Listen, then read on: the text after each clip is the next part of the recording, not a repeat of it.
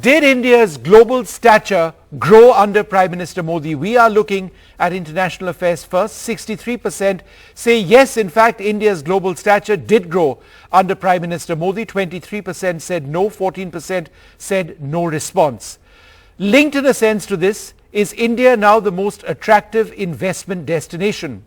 55% said yes, in fact, people are investing in India. It is the most attractive investment destination. 27% said no, it is not. 18% said that they had no response, which in other words means that they don't have an opinion per se on this issue. The next graphic, has India's cultural capital grown? Has India's cultural capital grown? Is India now more recognized in these terms? 59% say yes, 24% say no, 17% say no response. Let's also take a look as the next graphic. Is India now a world leader under Prime Minister Narendra Modi? 54% say yes, 27% say no, 19% say that they don't have an opinion on this.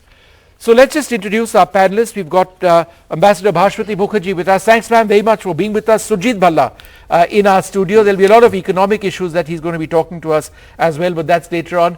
Neerja Chaudhary and Sanjay Kumar. Ambassador Bharatiya Mukherjee, let me come to you first.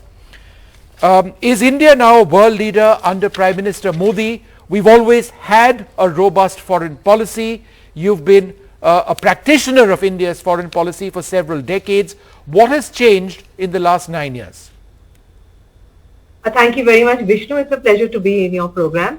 It's a very important issue that you raise here, and I'm looking as I speak to you at the fact that majority opinion appears to be that India has become a world leader.